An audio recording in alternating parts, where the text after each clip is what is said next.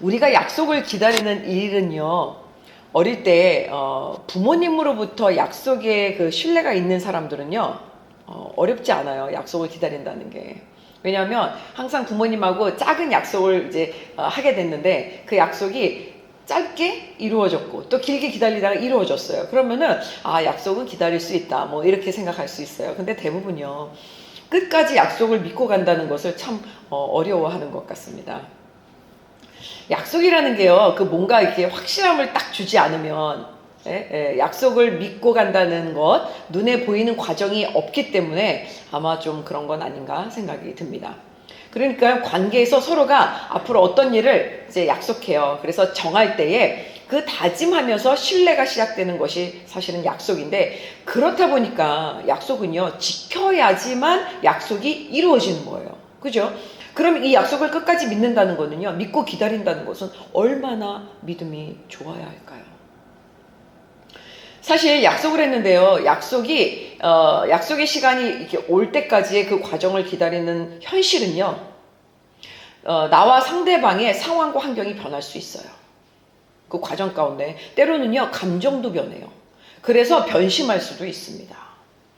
또는 모든 약속이 처음처럼 그렇게 이행되지 않고요, 오히려 더 나빠질 때도 있기 때문입니다. 이게 세상에서의 약속의 과정일 수가 있는 거예요. 그러니 사람 관계에서 약속을 끝까지 지킨다는 것, 이거는 너무 어려우니까요, 그 사람은 약속을 잘 지키는 사람이야, 이렇게 얘기하는 것은요, 상대에 대한 또 신뢰를 갖고 있다는 것, 대단한 인격을 갖고 있는 사람이다 라고 중요하게 인정하면서 관계 형성이 이루어지는 것이 사실은 약속에 또 중요한 믿음을 갖는 사람의 마음입니다.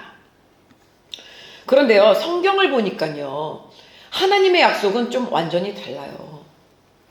성경이 우리에게 보여주는 하나님의 약속은요, 와, 정말 하나님 사랑이시다, 하나님은 존재가 사랑이시구나, 그런 본질을 그대로 드러내십니다. 왜냐하면 하나님의 약속은요, 상황이 좋아졌을 때나 나빠졌을 때나 또 사람이 변심을 하더라도요, 변함없이 지켜지기 때문입니다. 물론 우리는요, 그 시간의 때를 알 수가 없어요. 그래서 믿음이 더 요구되는 게 사실입니다. 그래서 우리가 가져야 할 태도는요, 조급한 마음을 가지면 안 돼요. 불안하면 안 됩니다. 불평해서도 안 됩니다. 그런데 사실은 믿음을 조금만 가지고 가는데, 왜 시기가 다가오는데 아닌 거야, 뭐 왜 얘기를 안 해줘, 왜 답이 없어, 이러면서 이제 불평하고 불만하고 어려움을 가질 수가 있는데, 우리가 가져야 할 태도는 그런 믿음을 굳건하게 하는 것입니다. 보이지 않는 하나님을 신뢰하는 마음으로 말씀을 믿는 것, 그리고 역사 속에서 일어나는 하나님의 경륜을 바라보는 영적인 눈이 열리기를 사모하시기를 간절히 바랍니다. 성경을 보면은요, 하나님의 약속이 선포될 때는요, 대부분 현실이 되게 어두울 때예요. 그리고 고통 중에, 그리고 우리가 영적인 눈을 사실은 깨우치지 못해서 모든 문제가 일어날 때입니다. 물론 그 가운데에는 경고도 있고요, 하나님의 심판도 있어요. 그러니까 사실은요, 성경을 잘 읽지 않으면 크리스천들이 왜 우리 하나님은 진노하셔? 왜 화를 내셔? 왜 자기만 사랑하래? 이런 하나님이 무슨 사랑의 하나님이야? 이렇게 질문을 해요. 근데 사실 성경을 명확하게 읽으면요, 사랑하심의 진리이고 본질이신 분이 우리 하나님이십니다. 왜냐하면 지금도 얘기하지만 우리가 가장 어두울 때 경고와 심판을 통해서 하나님의 사랑을 다시 드러내시기 때문입니다. 결국 모든 말씀의 중심에는요, 우리를 사랑하기 때문에 꾸짖으시는, 우리를 사랑하기 때문에 바른 길로 인도하시는 하나님의 사랑을 계시하고 드러내주시고 계십니다. 마치 이거랑 같죠. 가족에 어린 자녀가 문제 속에 있는 거예요. 자녀들이 문제 속에 있는데 부모가 꾸짖고 옳은 길을 인도할 때는요, 자식을 사랑하는 마음이 커서예요. 우리가 사랑하지 않으면 관심이 없잖아요. 그러지 않나요? 그죠? 그런 것처럼 하나님은 사랑이시다를 정확히 보여주시는 말씀이 하나님의 약속이다. 이것을 우리가 알고 믿어지는 은혜가 있기를 원합니다. 아담이 하나님께 불순종해서 쫓겨날 때요, 창세기 3장 15절을 주십니다. 한번 같이 합독하겠습니다. 시작. 내가 너로 여자와 원수가 되게 하고 내 후손도 여자의 후손과 원수가 되게 하리니 여자의 후손은 네 머리를 상하게 할 것이요 너는 그의 발꿈치를 상하게 할 것이니라. 아멘. 와, 아담과 하와가 불순종해서 에덴 동산에서 쫓겨났는데요. 지금 구원을 이루어 주실 메시지를 허락하여 주시는 거예요. 그냥 쫓고 너는 끝이야 이게 아니라요. 계속 하나님이 너를 어떻게든지 내가 구원할 거야 라는 메시지를 주세요. 그래서 여자의 후손, 인간의 몸으로 오는 마리아의 후손으로 오는 예수 그리스도가 사단의 원수가 되게 하셔서 내 머리를 상한 머리이지만 사단의 머리를 밟습니다. 그리고 그의 발꿈치를 상하게 할 그 사단을 예수님이 결박해서 승리자로 다시 오실 거다. 그러니까 우리의 모든 상처와 문제와 죄의 사슬들을 끊어주실 거다. 이런 메시지를 주셨는데 이거 아담과 하와가 사실 이걸 깨달았는지는 모르겠습니다. 그러니까 하나님은 사랑의 끈을 놓지 않고 이 말씀을 허락하여 주신 겁니다. 가인이 동생을 죽이고 쫓겨날 때도요. 방황할 때도요. 또 하갈이 아브라함의 첩입니다. 사라가 이제 와이프고요. 이 첩이 쫓겨날 때, 또 야곱이 형에게 죽임을 당할까봐 두려워서 도망자 신분으로 베델에서 잠들어 있을 때, 하나님은 언제나 가장 무너질 순간에 우리에게 약속을 주셨습니다. 그러니까 어둡고 무너질 순간에 약속이 선포될 때가 참 많아요. 성경은요. 오늘 본문인 예레미야 23장 3절에서 8절도 마찬가지입니다. 다시 이 말씀이 절망적인 시대에 주어진 약속인데 어떻게 우리에게 응답을 주시는지 3절부터 6절까지를 합독하도록 하겠습니다. 시작. 내가 내 양떼에 남은 사람들을 추방했던 모든 나라들에서 모아 그들의 목장으로 다시 데려올 것이다. 그들이 다산하고 번성할 것이다. 내가 그들을 돌볼 목자들을 그들 위에 세울 것이다. 그들이 다시는 두려워하거나 놀라지 않을 것이고 잃어버리지도 않을 것이다. 여호와가 말한다. 여호와의 말이다. 보라, 그날이 오리니 그때에 내가 다윗에게 의로운 가지를 일으킬 것이다. 그가 왕으로서 지혜롭게 통치하고 이 땅에서 정의와 의를 실천할 것이다. 그날에 유다가 구원을 얻고 이스라엘이 안전하게 살게 될 것이다. 여호와 우리의 의, 이것이 그가 불릴 이름이다. 아멘. 또 이제 제가 아무래도 이제 작품 글을 쓰는 사람이다 보니까 조금 상상하면서 또 이야기를 만들게 됐어요. 만약에 한 가정이요 완전히 무너졌다고 가정을 한번 해보는 겁니다. 아버지 사업이 망했어요. 망연자실한 아버지는요 재기할 힘이 없는 겁니다. 그러니까 조금씩 술에 의존해요. 그러면서 술에 중독이 되니까 폭력을 일삼습니다. 어머니는 나이가 들어가는데 한탄만 하면서 아버지를 원망하는 거예요. 그런 말을 계속하니까 자녀들은 좌절 가운데 세상의 돈에 또 세상의 화려함과 성공에 대한 집착을 시작합니다. 큰아들은요 결국 거짓을 일삼는 기관에 들어가서요 사기를 치고 사람을 해하는 일을 도모합니다.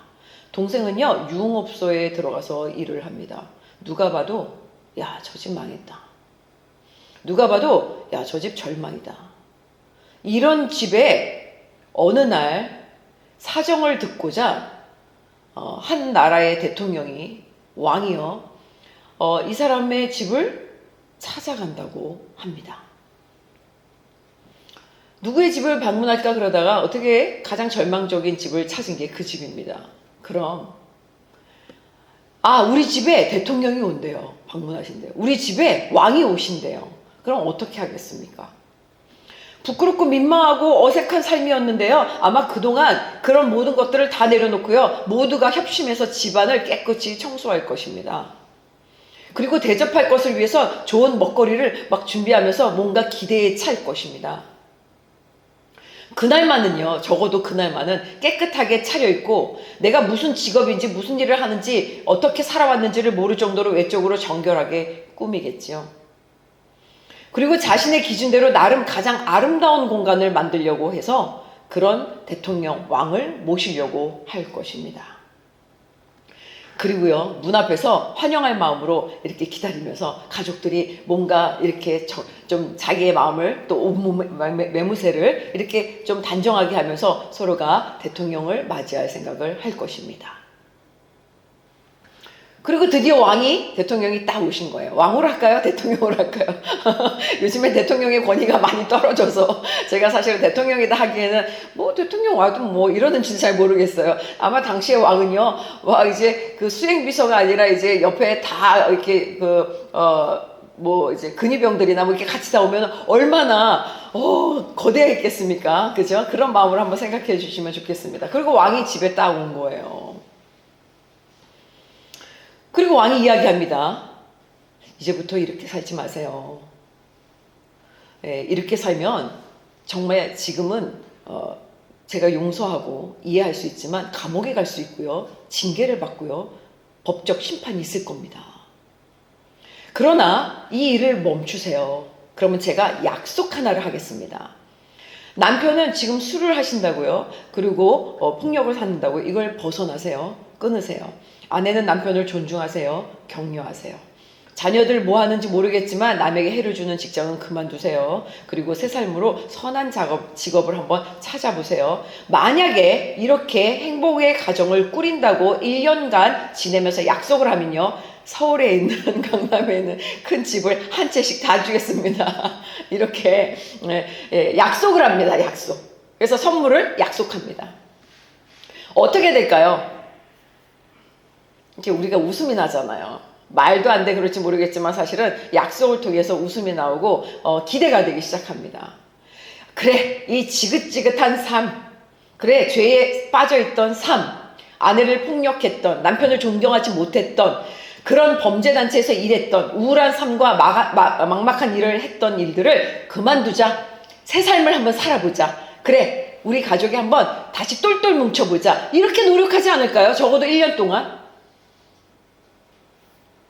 사랑하는 성도 여러분, 우리의 상황이 어떻든지 예수님은 이미 이 땅에 오셨고 또 우리가 절망 가운데 있을 때에, 우리가 죄 가운데 있을 때에 다시 오실 것을 약속해 주셨습니다. 예수님이 오심은요, 내 상황이 좋아져서 오신 것이 아니에요. 내가 완전하게 행복을 누리기 때문에 오시는 게 아닙니다. 내가 성공했기 때문에 오시는 게 아니에요. 우리가 절망이고요, 우리가 어두울 때 찾아오신다는 것을 깨닫는 은혜가 있으시기를 소망합니다. 지금 본문은요, 예언자 예레미야가 전한 하나님의 약속입니다.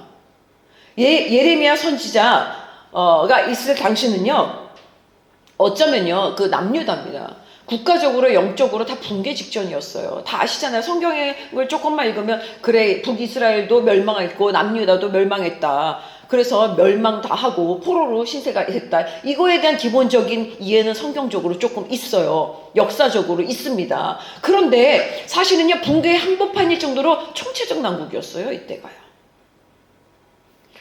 북이스라엘이 멸망한 거를 형제인데 본 거예요, 지금. 그리고요, 어쩌면 화려한 문명, 강성했던 아수르, 와, 미국이 저렇게 멸망하고 간다고? 이거 지금 보고 있는 거예요. 와, 우리는 어떡하지? 두려운 겁니다. 아수르가 지금 쇠퇴합니다. 이집트, 바벨론의 패권 다툼으로 인해서요, 바벨론, 말도 안 됐던 나라가요, 갑자기 급부상합니다. 강력해지는 걸 막 보는 거예요. 그것도 무서운 나라, 강력했던 무기가 철기문화 때 가장 왕성한 무기들을 갖고 있는 나라가 막 부강하는 거예요. 와, 얼마나 두렵겠습니까? 그런데요, 남유다는요, 사회적으로 지금 부패했는지 타락했는지도 분별이 안 돼요. 지도자, 제사장, 거짓 선지자들은요, 계속 거짓으로 평안만 외치는 겁니다. 지금 평안한 거예요. 하나님이 평안을 주시고 계시는 거예요. 이렇게 거짓말을만 해요. 그러면서 좋은 얘기들만 해주는 거죠. 싫은 얘기는 싫은 거예요, 듣기가. 지금 우리가 아픔 속에 있습니다. 우리가 지금 위태로운 상황입니다. 우리가 영적으로 깨어 있어야 돼요. 나를 돌보세요. 내 가정을 돌보세요. 우리 사회를 보세요. 우리나라를 한번 보세요. 문제 속에 있지 않아요? 이 얘기 듣기 싫은 거예요. 얘기하기가 싫은 겁니다. 그러니까 평안만 외치고요, 가난한 자들은요, 몰래 뒤에서 더 억압해요. 정의, 공의 사라집니다. 왕들과 귀족은요, 자기 보존과 권력 유지에만 관심이 있어요. 나만 잘 살아야 되는 거예요. 그러니까 나라가 어떻게 되든, 이웃이 어떻게 되든 관심조차 없어요. 관심을 두는 건요, 부담스러워합니다.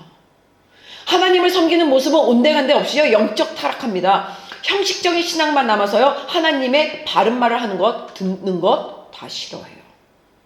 그러니까 그냥 교회에서 축복합니다, 사랑합니다, 하나님 말씀을 선포할 때도 우리는 축복입니다, 은혜입니다, 그러니까 지금 잘 가고 있습니다, 감사합니다, 이런 얘기를 듣길 원하는 거예요. 성전은 있는데 회개하지 않아요.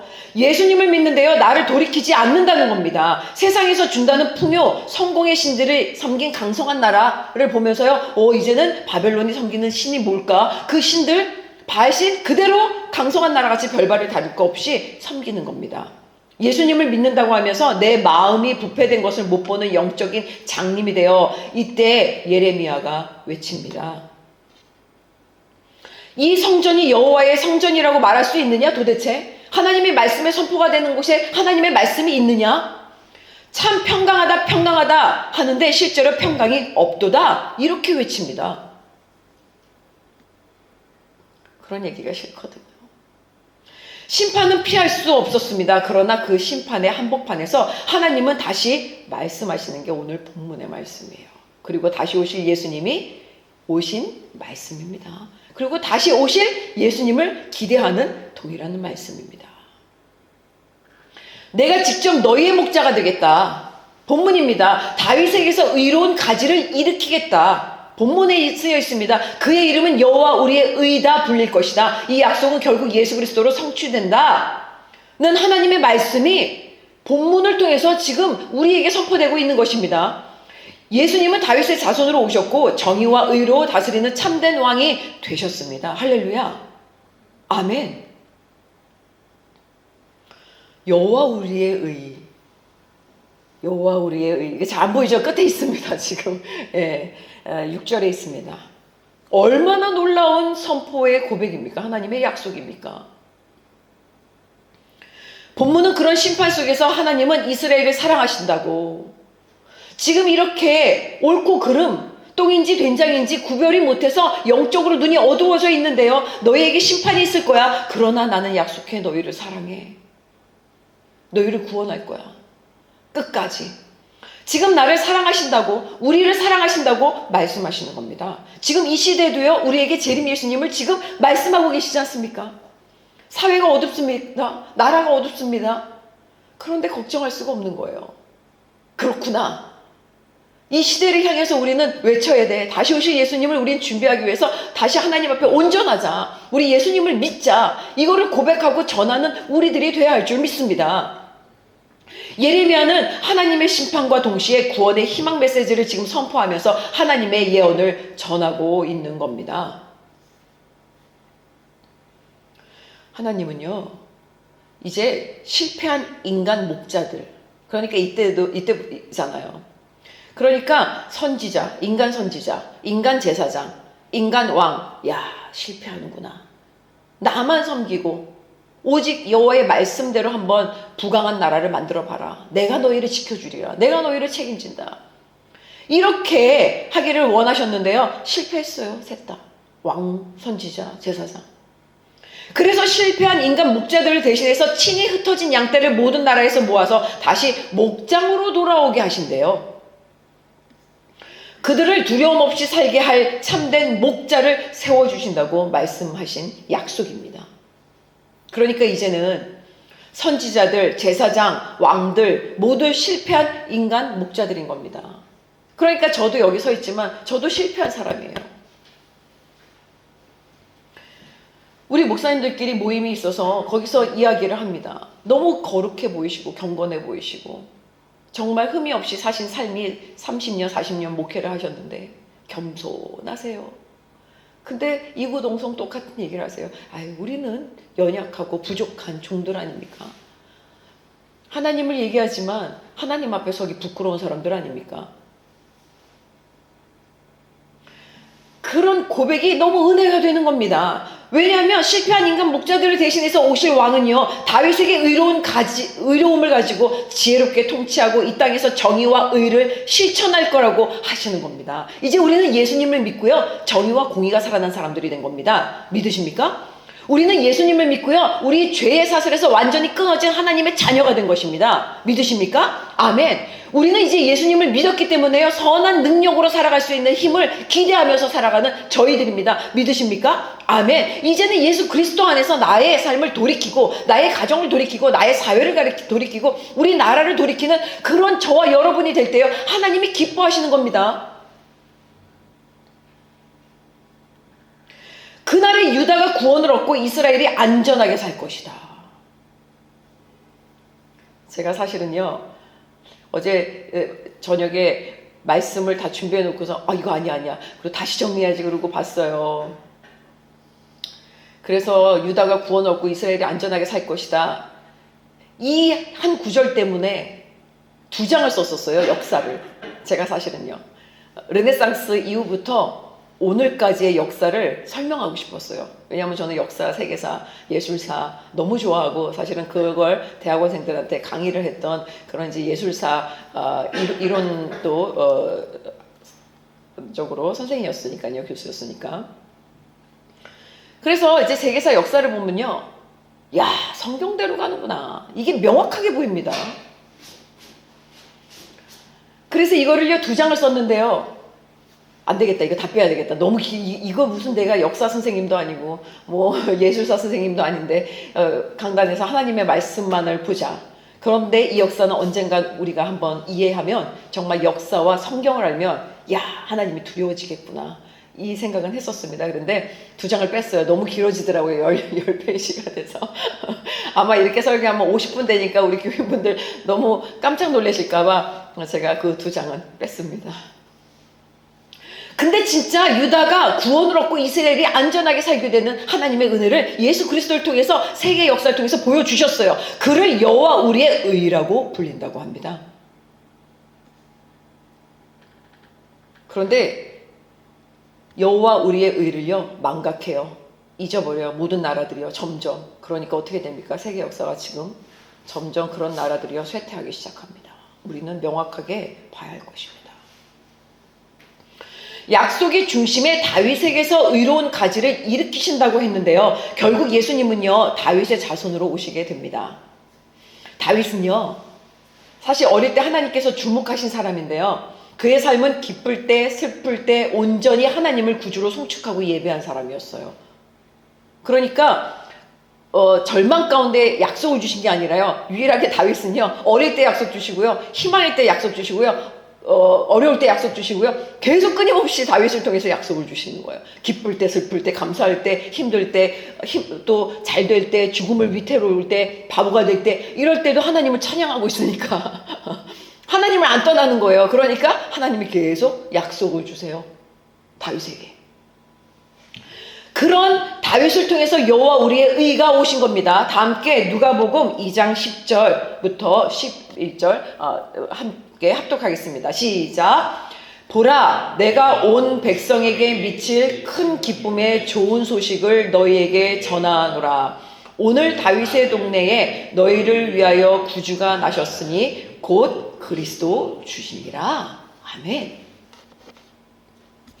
그러니까 신약은 예수님을 다윗의 자손으로서 다윗의 동네 베들레헴에 나신 참 왕, 곧 그리스도, 그러니까 우리의 구원자이심을 주님으로 명확히 선포하게 하시는 말씀이라는 겁니다. 그런 약속을 주신 겁니다. 예수님은 세상의 권력과 권세의 화려함, 이제는 그런 힘, 그런 거대한 군사력이 아니에요. 변함없는 진리로 정의와 의로 다스리는 참된 왕. 그러니까 다윗처럼 우리는 슬퍼, 우리는 감사해, 이 절망이다, 정말 나는, 야 이거는 정말 희망이다, 야 이거는 행복이다, 오늘처럼 이렇게 기쁜 날이 있어, 야 오늘처럼 이렇게 답답한 일이 있어, 이럴 때도 예수님만 찬양하는 거예요. 예수님만 송축하는 겁니다. 예수님만 붙드는 겁니다. 그랬더니 어떻게 된다고요? 내 안에서, 우리 가정에서, 우리 사회에서, 우리나라에서 변함없는 진리로 정의와 의를 다스려 주시는 왕이 예수 그리스도시다. 이런 은혜를 주시겠다고 여호와 우리의 의라 불릴 뿐이라는 하나님이 직접 하나님의 아들이 이 땅에 오신 것입니다. 우리의 의, 여호와 우리의 의로 불릴 뿐이래요. 야, 여호와 우리의 의. 그러니까 내 의는 여호와신 거예요. 내 중심은요, 여호와신 거예요.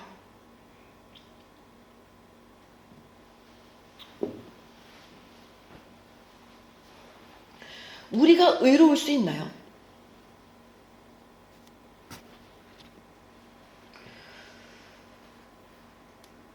저도 거룩하고 경건하게 살려고 부단히 발버둥 치면서 노력합니다. 근데 한 3일 전에 기도하는데요, 하나님께서 너의 마음에 위선이 있지 않니? 그 거룩한 행위라고 얘기하는데 오히려 그걸 통해서 상대에게 부담감을 주진 않겠니? 과거에 잘못된 모습 너는 없었냐, 어릴 때? 하나님 다 회개했잖아요. 다시 회개해. 왜 다시냐면, 내 과거는 이미 하나님께 어릴 때 내가 잘못했을 때 하나님 앞에 정말 생각할 때 7살? 생각나는 거 7살 때였어요. 그리고 3학년 때 이런 거를 다 회개했어요. 근데 왜 다시 회개하라고 하십니까? 그랬더니 생각으로 정죄했어요. 생각으로 잘못됐다고 판단했어요. 그러니까 그때의 나의 잘못들은 뭐가 있었지? 나도 그럴 수 있고, 이해하고 용서하시고 더 사랑하고 더 품는 거구나. 그러면서 회개하게 되는 겁니다. 그렇구나. 오늘 나의 모습을, 내가 죄를 지었거나 나의 생각과 나의 모습이 불편한 모습이 있었어요. 그러면 전체로 회개하게 하시는 거예요, 하나님께서. 그게 뭐냐면 다시 여호와 우리의 의가 내 안에서 보여주시는 겁니다. 말씀해 주시는 겁니다. 그래서 회개하는 시간을 다시 가졌어요. 그러니까 하나님이 너무 따뜻하게 만져주시는 거예요.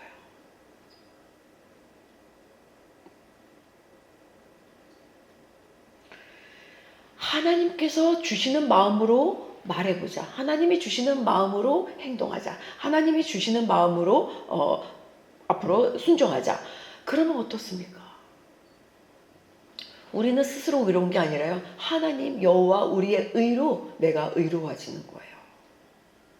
아무리 노력해도 경건해 보이는 삶을 살아도 인간은 본성적으로 죄 아래에 있는 존재라는 겁니다. 사랑하는 성도 여러분, 하나님은 우리에게 더 열심히 해, 더 경건하게 노력해, 죄를 씻도록 고행해, 캐톨릭에서는 고행이라고 하는데요, 그렇게 말씀하시지 않습니다. 내가 너의 의가 되겠다. 여호와 우리의 의다. 그분은 예수 그리스도시다. 이렇게 말씀하세요. 우리는 예수님 안에서 묶여있는 사슬을 풀어야 할 것입니다.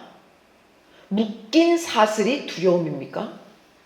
내 안에 묶인 사슬이 죄책감입니까? 내 안에 묶인 사슬이 간음입니까? 내 안에 묶인 사슬이 교만입니까? 불평입니까? 우리는 예수님 안에서 자유해져야 합니다. 이전 것은 지나갔으니 예수님의 이름으로 새 것이 되었습니다. 예수님의 십자가와 부활을 믿고 예수님의 이름으로 담대히 서야 할 것입니다. 그래야 그리스도 예수를 통한 참 자유를 누릴 수 있는 저와 여러분이 되신 줄 믿습니다. 그럴 때 하나님 자신이 우리의 의가 되어주신 예수 그리스도께서 나와 함께 하셔서 영원한 평화를 바라보며 하나님의 성품을 나타낼 수 있도록 은혜의 복이 나에게, 우리 가정에, 우리 사회에, 우리나라에 임하여지는 은혜가 있을 줄 믿습니다. 하나님의 심판에서 피할 수 있는 은혜를 오늘 예배 가운데 하나님의 사랑으로 받아서 우리의 의가 되시는 예수 그리스도를 통해서 나의 모든 문제에서 해방되는 자유의 기쁨이 충만해지는 은혜 있기를 간절히 소망합니다. 끝까지 믿음을 지켜서 하나님의 약속의 복을 누려야 할 것입니다. 7절과 8절을 합독하겠습니다. 시작. 여호와의 말이다. 그러므로 보라, 그날들이 오리니 그때는 그들이 이스라엘 자손들을 이집트 땅에서 이끌어내신 여호와께서 살아계신 것 같이 라고 더 이상 말하지 않고, 이스라엘 집의 자손들을 북쪽 땅에서 그들을 쫓아내었던 모든 나라들에서 이끌어내신 여호와께서 살아계신 것 같이 라고 말할 것이다. 그리고 그들이 자기 땅에서 살 것이다. 아멘. 하나님은요, 출애굽을 넘어서 더 큰 구원을 지금 예레미야에게 약속하시는 거예요. 그것도 절망 가운데 있는 남유다. 결국 어떻게 됩니까? 사실 심판으로 포로로 잡혀가요. 근데 하나님이 이 약속을 주시는 거예요. 거짓되고 부패한 우리들에게. 출애굽 사건 어땠습니까? 이스라엘 사람들에게 하나님께서 직접 나타나셨잖아요. 모세에게 직접 계시하셨잖아요. 그리고 역사하셨잖아요. 10가지 재앙. 그리고 직접 인도하셨잖아요. 그리고 위대한 사건을 보여주셨습니다. 당시요 이방 나라들도요 다 두려워할 정도로 여호와의 이름이 유명했어요. 당시 이방 나라들도요 다 두려워할 정도로 여호와의 이름을 알고 있었는데 실제 이집트 역사고요 고대 역사입니다. 역사에 나와 있고요. 이집트에 가면요 실제로요 벽화에 그려져 있어요. 한번 저희 성지순례 전교인이 갔으면 좋겠어요. 저는 이집트만 다녀왔지만 사실 이스라엘을 너무 가고 싶은 거예요. 동로마, 튀르키예, 터키도 가고 싶고 뭐 이제 그런데 뭐 로마나 이런 데는 다 유럽 쪽은 많이 또 다녀오셨을 수도 있고 한 번쯤은 가보셨을 수도 있지만 저는 이제 고대 역사를 이뤘던 곳들을 저희가 한번 같이 선교하러 문화 선교하러 그런 기회가 돼서 좀 이렇게 연대를 맺고 가면 얼마나 좋을까 이런 생각을 좀 꿈을 꿔봅니다. 작게는 작은 교회들 먼저 또 우리 부르시는 교회들마다 움직이게 될 것 같은데요. 고대 실제 역사였습니다. 그런데 하나님은요 이제 사람들이 더 이상 이집트에서 인도하신 하나님, 이스라엘 자손들이 이집트 땅에서 이끌어내신 여호와께서 살아계신 하나님 이렇게 말하지 않을 거예요. 이제 그런 분이 아니래요. 모든 나라에서 흩어진 백성을 다시 모으시는 하나님 이렇게 말하게 될 거라고 지금 말씀하시는 거예요. 지금 하나님은요 모든 민족을 향한 영원한 구원을 약속하신 거예요. 하나님은 반드시 약속을 지키시는 신뢰의 기준, 그러니까 하나님은 사랑이시다 이런 약속을 주시는 하나님이십니다. 그래서 하나님은 사랑이신 것입니다. 하나님은 거짓되지 않으시기 때문에 약속이 성취되었습니다. 그게 초림 예수님이십니다. 우리는 지금 예수님을 맞이할 또 하나님과 이 땅에 오신 예수님 만민을 구원해 주신 그 오늘 예레미야의 과거의 역사가 성취되었던 실제의 사건을 우리는 감사하는 그런 성탄을 준비하고 있습니다. 하나님은 거짓되지 않으시기 때문에 약속은 성취됐고 앞으로도 성취될 것입니다. 믿어지는 은혜 있기를 원합니다. 민수기 23장 19절을 합독하겠습니다. 시작. 하나님은 사람이 아니시니 거짓말을 하지 않으시고 인생이 아니시니 후회가 없으시도다. 어찌 그 말씀하신 바를 행하지 않으시며 하신 말씀을 실행하지 않으시랴. 아멘. 그러니까 이때에 예수님이 오셨고요. 이제 재림 예수님 오십니다. 우리 하나님은 거짓말하시는 하나님이 아니시라고 분명히 기록되어 있습니다. 예수님은요 모든 사람들이 죄에서 해방되게 하신 분이에요. 사망에서 자유를 주신 분이에요. 그죠? 이 땅에서 두려움 없는 삶을 약속하신 것입니다. 그러니까 약속을 믿는 사람들은요 우리는 이제 과정 가운데 지금 과정을 달려가고 있잖아요. 끝이 아니잖아요. 그죠? 저희 남편분이 그런 얘기를 하셨었어요. 여기 이제 계시지만 우리가 끝까지 아직 가보지 않았잖아요, 여보. 끝을 모르잖아요. 하나님 기쁘시게 가면. 이런 얘기를 할 때 제가 참 은혜가 됐는데 정말 과정인 거예요. 약속은 과정입니다.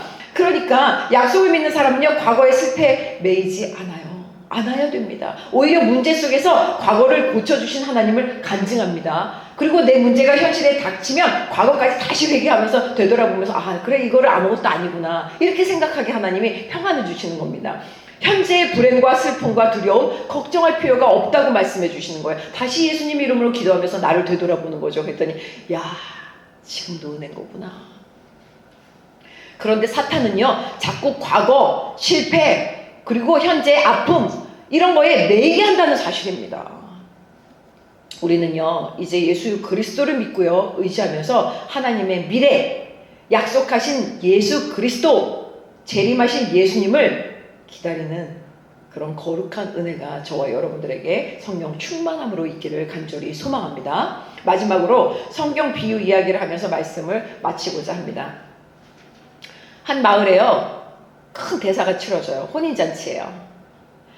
10명의 신부가 신랑이 오면 함께 예식장으로 들어가려고 쫙 이제 신부복을 입고요. 예식장에 들어가려고 기다리고 있어요. 근데 아직 신랑들이 안 오는 거예요. 그러니까 10명의 처녀들 중에서 이제 등불을 다 들고 있는데 남편이 오니까 신부복을 입고 뭔가 촛대를 이렇게 딱 갖고 있어야 되나 봐요. 근데요 5명의 이 신부들은요 자기가 혹시 늦게 오시면 어떡하지? 혹시 만약을 대비해서 그냥 기름을 조금 더 준비해 놓자 그러고 준비해놔요. 근데요 5 신부들은요 준비해 놓지 않아요. 그냥 갖고 있는 겁니다. 뭐 시간 맞춰 오겠지 되겠지 이렇게 생각을 한 거예요. 그런데요 길이 막혔는지 뭐 마무리할 일이 많았는지 뭐 사업하다가 뭐 말이 많아졌는지 뭐 화장을 했는데 뭐 준비하는데 뭐가 바빴는지 다 신랑들이 생각보다 늦게 오는 거예요. 그러니까 이들은 이제 조금 지쳤어요. 그래서 기다림 속에서 깜빡 잠이 이렇게 든 겁니다. 그런데 드디어 외침이 딱 오는 거예요. 야 신랑들이 온다. 신랑들이 와. 신랑이 오신다. 이때 이제 신부들은요 새 신부들이 되는 거잖아요. 등불을 이제 켜려고 다 꺼졌네. 그러면 이제 다시 드레스를 입고 등불을 딱 들고 서 있으려고 그랬는데요 5 처녀들의 등불에 기름이 없는 겁니다. 그러니까 결혼식에 문제가 없을 거라고 생각해서 아무 생각하고 하지 않고 준비를 하지 않았던 이 5 처녀들이 급하니까요 기름을 여인들에게 다른 처녀들에게 빌려달라고 그래. 야 기름 조금만 줘. 여기 킬 수 있을 것 같아. 그랬더니 어떡해 나도 이거 마지막인 것 같아. 어떻게 미안해 못 줄 것 같아. 그러니까 이 5 신부들이 어떻게 되냐면요 아이고야 빨리 기름 가지러 가자. 그리고 5 신부들이 갔어요. 기름을 가지러. 그 사이에 신랑들이 도착합니다. 신랑이 결국 준비된 5 신부는 결혼식을 할 수 있게 돼서 혼인잔치에 딱 들어가서 식장문에 들어가서 예식이 거행됩니다. 그리고 예식장 문은 닫힙니다. 뒤늦게 돌아온 5 여인이 문을 두드립니다. 이거 어떡하지? 늦었어요. 예식이 끝나요. 신랑은 말합니다. 나는 너희를 알지 못한다. 이야기는 이렇게 끝나요. 그럼 이게 도대체 뭐지? 그러므로 깨어있으라. 너희는 그날과 그때를 알지 못한다가 예수님께서 이 비유를 통해서 우리에게 말씀해 주신 예수님을 하라는 준비, 하나님의 자녀로서 살아야 된다는 준비의 말씀을 우리에게 허락하여 주신 것입니다. 사랑하는 성도 여러분, 우리가 약속을 믿는다는 것은요 막연히 언젠간 오겠지, 재림 예수 언젠간 오겠지라고 생각하면서 사는 것이 아니에요. 하나님의 약속을 믿고 다시 오실 예수님을 기대하는 이 시간, 오늘 이 예배, 하나님 지금 딱 오셔요. 그럼 얼마나 놀랍겠습니까? 예배 드리는데. 예수 이름의 비밀을 마음에 새겨서 깨어있는 믿음으로 살아가는 은혜 있기를 간절히 원합니다. 예수는 그리스도이십니다. 오늘 예배를 통해서 예수 그리스도의 성령께서 우리 모두에게 임하시고 하나님의 사랑과 자유를 새롭게 태어나는 내가 될 수 있도록 하나님 우리의 의가 나에게 있어지는 은혜 있기를 주님의 이름으로 축원합니다. 이 시간 잠시 기도하는 시간 가지려고 합니다. 통성 기도를 할 건데요. 하나님은 우리에게 부르짖어 기도하기를 원하십니다. 그래서 예수님을 통해서 말씀하셨습니다. 부르짖어 기도하라. 내가 내게 응답하고 있고 내가 알지 못하는 크고 놀라운 비밀을 너희에게 허락하여 주신다고 하셨는데 우리가 이 시간 말씀을 붙들고 하나님 과거가 우리가 슬펐습니다. 하나님 오늘이 슬픕니다. 그런데 이거는 하나님의 은혜군요. 하나님이 우리에게 말씀하시는 여호와 우리의 의가 내 안에 있기를 원하시는 하나님의 뜻이 있군요. 하나님의 사랑이십니다. 이거를 고백하면서 감사합니다. 하나님 안에서 새 생명으로 다시 태어나는 나. 그래서 내가 건강해지길, 내 문제가 해결되길, 내 안에 우리 가정의 문제가 해결되길, 우리 사회의 문제, 우리 나라의 문제가 해결되길 하나님 원합니다. 그런 여호와 우리의 의가 우리에게 나타나기를 원합니다. 우리 그리스도 작은 교회가 되기를 원합니다. 이 시간 말씀을 붙들고 기도하는 시간 갖도록 하겠습니다. 주여 한번 부르고 기도하겠습니다.